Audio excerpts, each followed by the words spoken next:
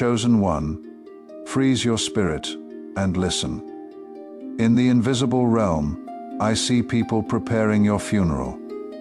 They have looked at your silence, your setbacks, and your scars, and they have whispered the verdict. It is over.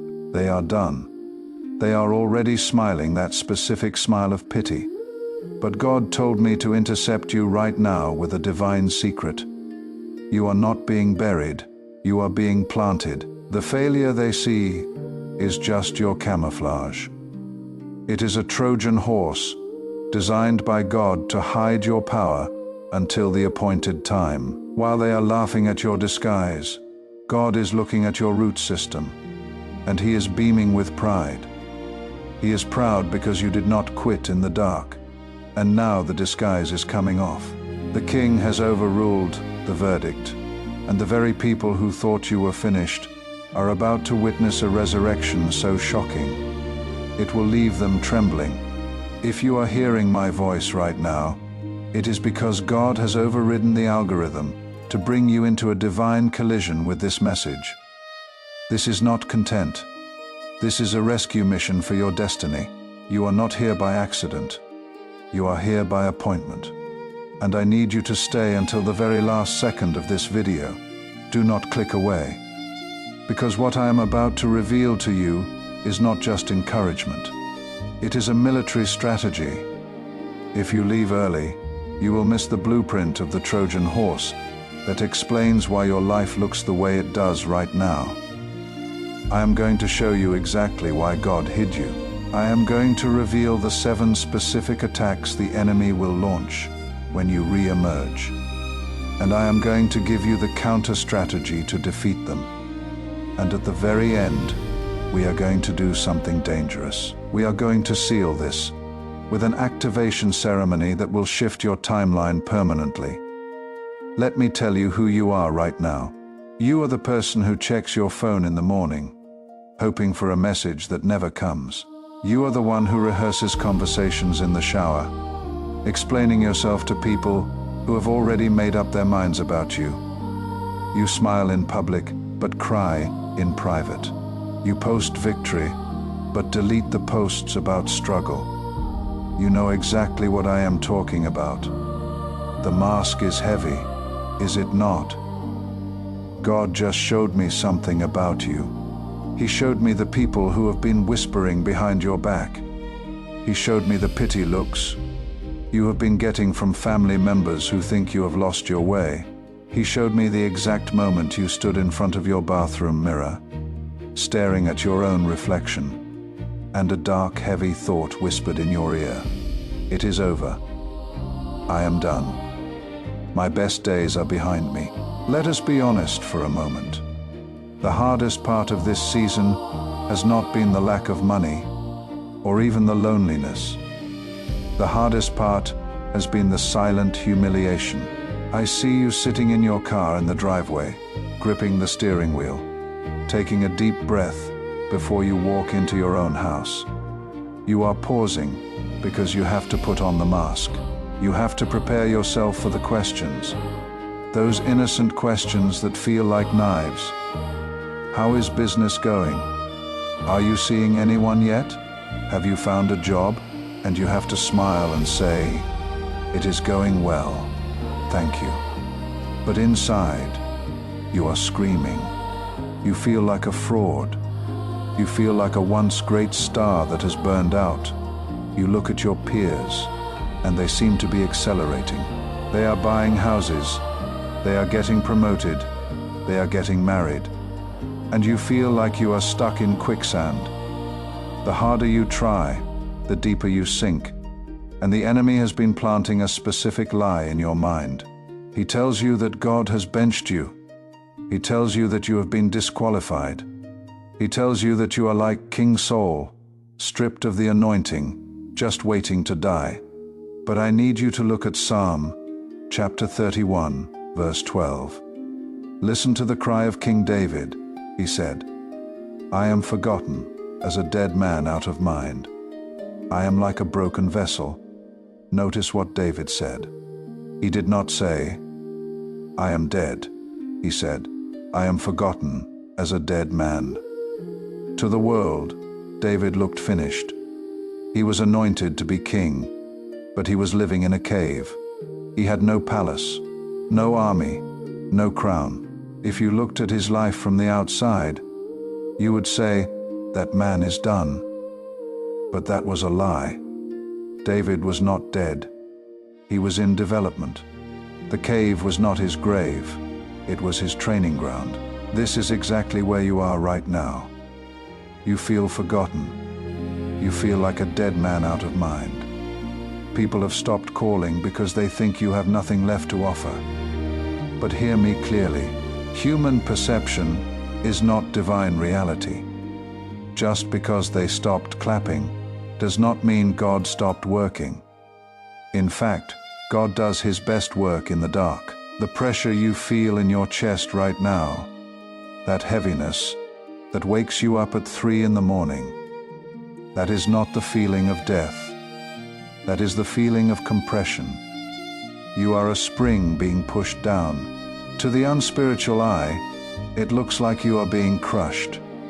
But to the spiritual eye, you are being loaded with potential energy. The lower you go, the higher you are about to launch. But here is the question that haunts you. Why? Why would God allow this? Is he punishing you for that mistake years ago? You have repented. You have cried. You have fasted. And still, the silence continues. I need you to listen to me very carefully. That voice telling you this is punishment, that is a lie designed to make you abort your destiny. The reason you are hidden has nothing to do with punishment. It has everything to do with protection. It has everything to do with a strategy so advanced, so cunning, that if the enemy knew what you were actually becoming in the dark, he would have done everything he could to get rid of you. You are not being punished. You are being preserved. And the reason God has allowed everyone to think you are done is not because he is ashamed of you. It is because he is setting up the greatest ambush your bloodline has ever seen. You are about to find out that your current situation is actually a high-level military clearance, known as the Grave Clothes Protocol. And once you understand this protocol, you will never cry over being ignored again. So, let me show you exactly how this ambush works. Most chosen ones spend years trapped in shame because they fundamentally misunderstand what is happening to them. You look at your life, at the closed doors, at the lack of movement, and your mind draws the only conclusion that makes sense. You think, I must be under a curse. Or worse, God is disciplining me because I am not good enough. And because you believe this false narrative, you walk with your head down. You accept the disrespect. You think the silence of God is the disapproval of God. But I need you to break that agreement with shame right now. The Holy Spirit is revealing that your isolation is not a prison sentence. It is a witness protection program for a high-value asset. In the military, when a special operative is carrying sensitive intel, headquarters does not put them on a parade float. They take them off the grid. They scrub their public record. They make them disappear. To the outside world, it looks like that soldier is gone.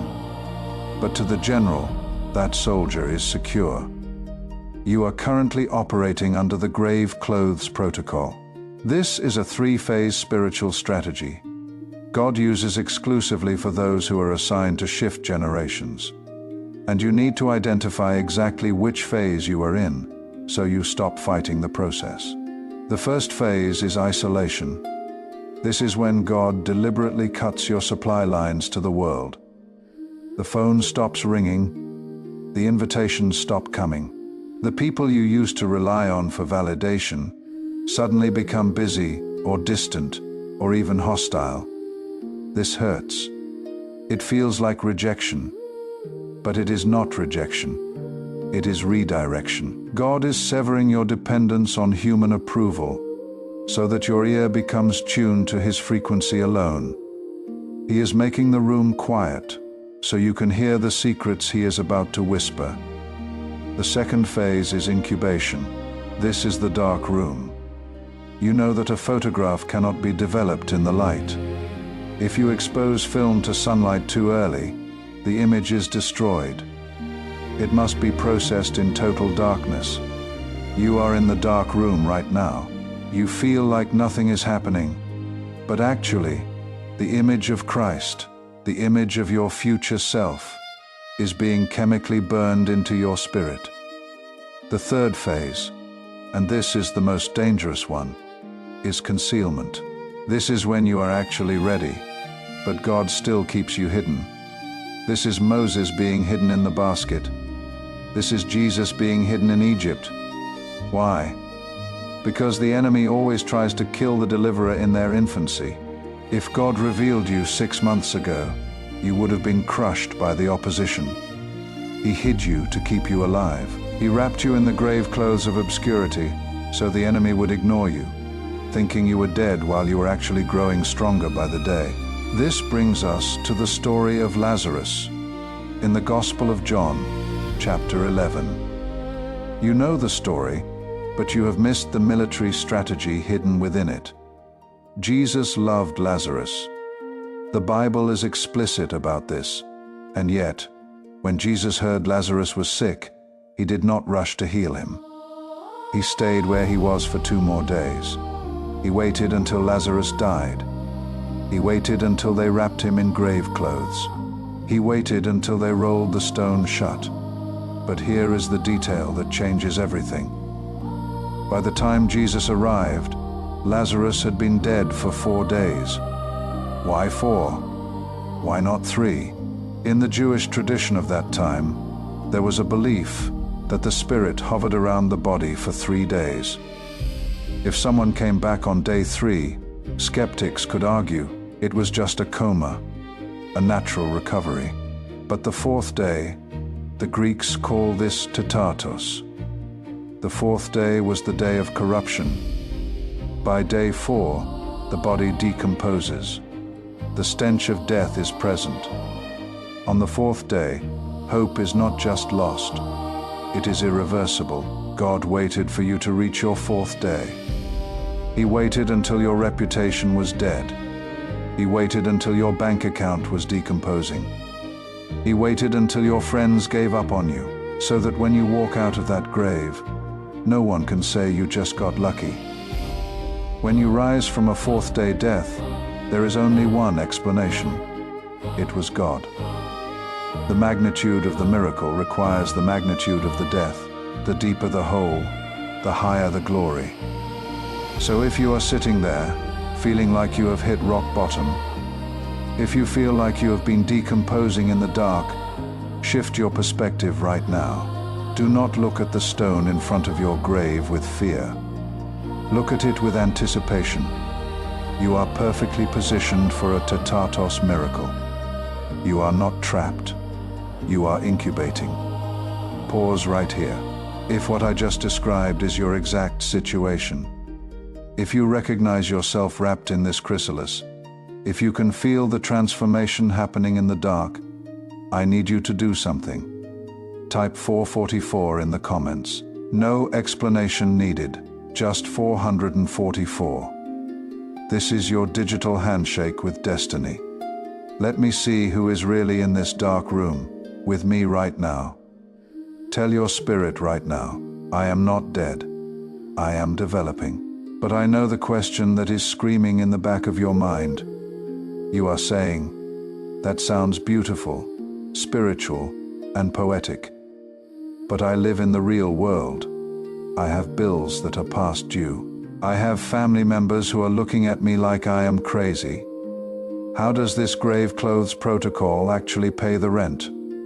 How does being hidden help me when I need a breakthrough today? This theory sounds nice, but I need proof. I hear you. So, let me tell you about someone who lived this protocol in the 21st century. Someone who was stripped of everything, publicly humiliated, and buried under debt, only to emerge in a way that shocked everyone. For the sake of privacy, let us call him David. 14 months ago, David was standing in the parking lot of a company he had dedicated 7 years of his life to. He was holding a cardboard box filled with pictures of his kids and a stapler. He had just been fired. Not just fired, but humiliated. He was escorted out by security in front of his entire team because of a false accusation he could not disprove. He sat in his car for 45 minutes, unable to turn the key in the ignition. He felt the cold sweat of panic. He felt the crushing weight of the done label. His phone, which used to ring 50 times a day, went completely silent. The people he had mentored stopped liking his posts. The industry he loved turned its back on him. He was in the tomb. He was in the grave clothes protocol. But David made a decision. Instead of launching a public defense, instead of ranting on social media, and instead of begging for his old life back, he went into strategic concealment. He embraced the silence. For 14 months, nobody knew what he was doing. He disappeared from the radar. His family thought he was depressed. His former colleagues thought he was finished. But in the dark room of that incubation season, God was downloading a new blueprint into his spirit. David was waking up at 4 in the morning, not because he had to, but because revelation was flooding his mind, and he had to capture it. He was journaling strategies he had never thought of before. He was seeing connections between ideas that had always been separate. The isolation was not emptiness. It was a masterclass. He started building a consultancy firm from his kitchen table, using the very wisdom he gained from his failure.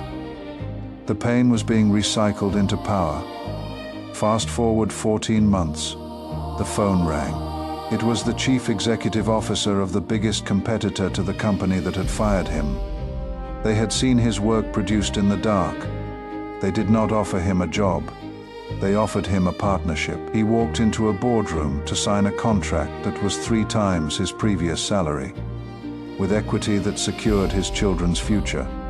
The very people who escorted him out now have to pay his firm to consult for them. That is the Lazarus effect. That is what happens when you let the grave clothes protocol finish its work. This is the promise of Isaiah chapter 45, verse 3.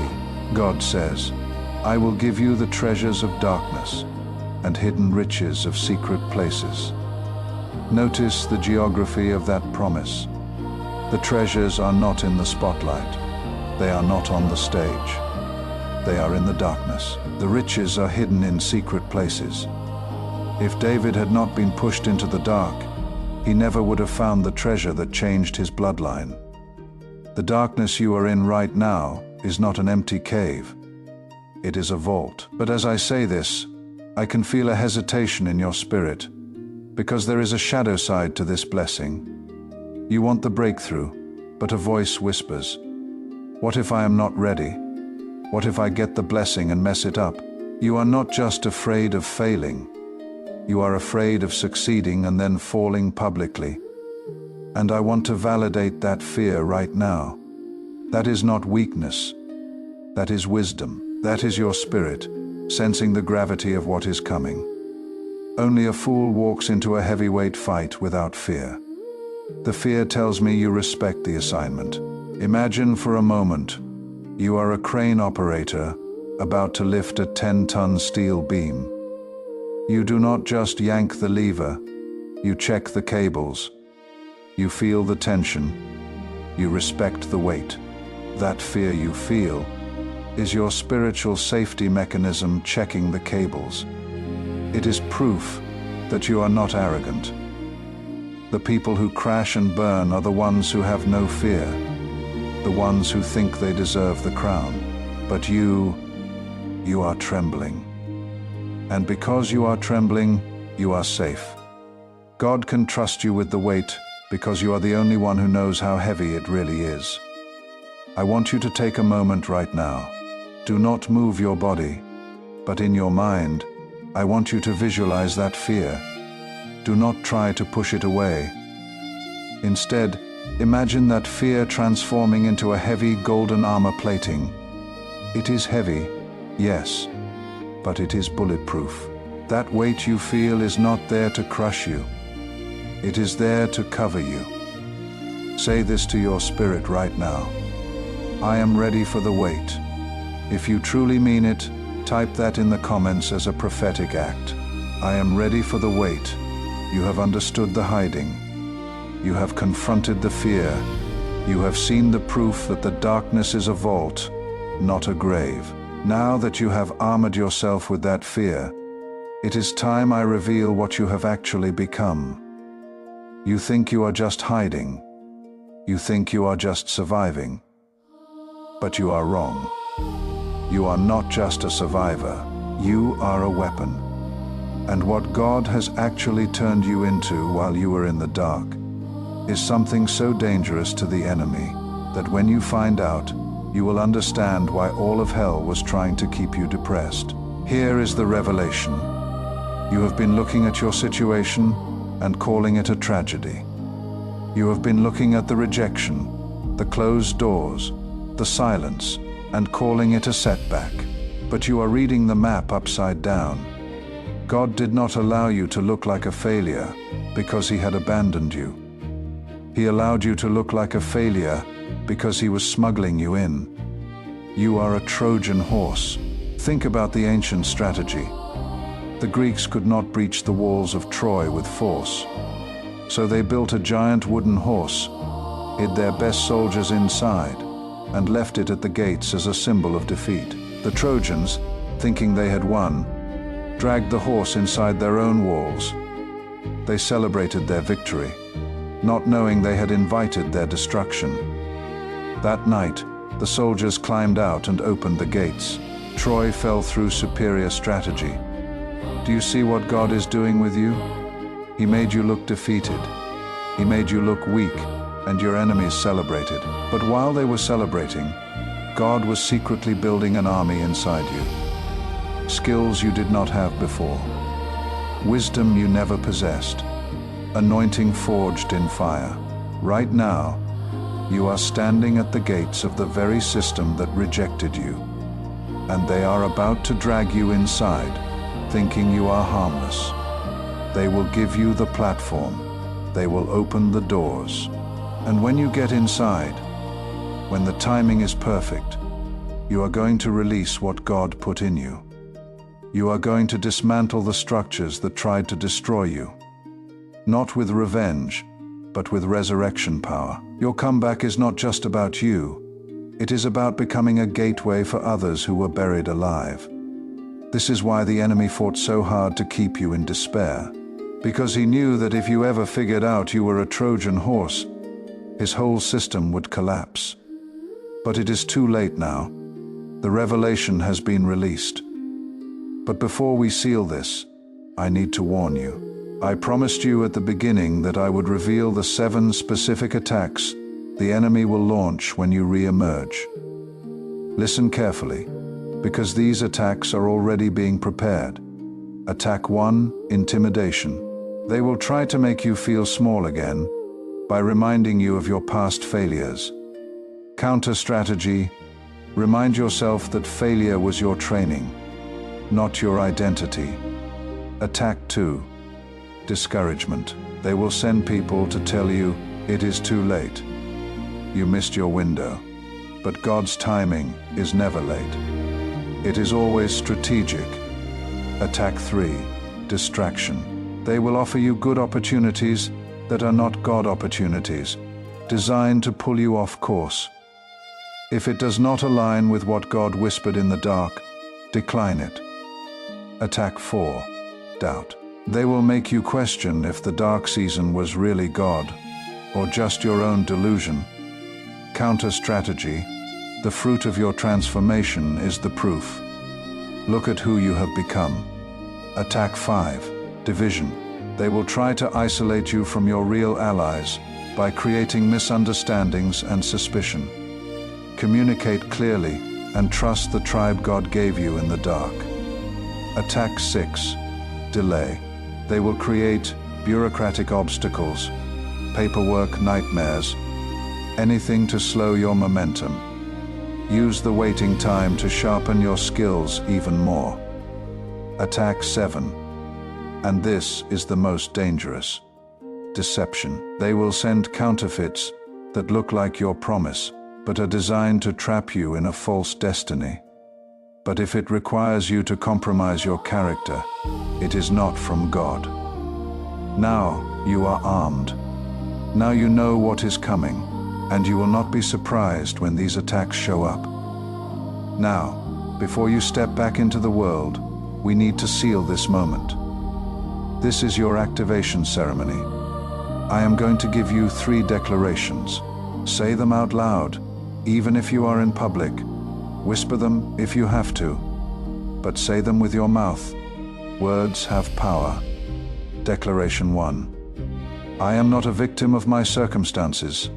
I am a secret weapon in the hand of God. Declaration 2. Every door that closed was God saving me from a trap.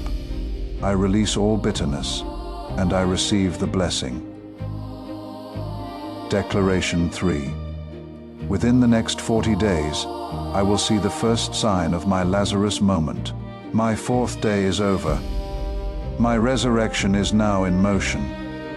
Now, if you made it to this exact moment, if you said those declarations, then you are part of a remnant. You are a chosen one on assignment. Before you go, hit that subscribe button as a stake in the ground. A declaration that you are done playing dead. When you subscribe, you are saying, I am part of the Trojan horse army. One last thing. The enemy is going to try to steal this word from you within the next hour. He is going to send a distraction designed to make you doubt everything you just heard. But I am telling you in advance, that is confirmation.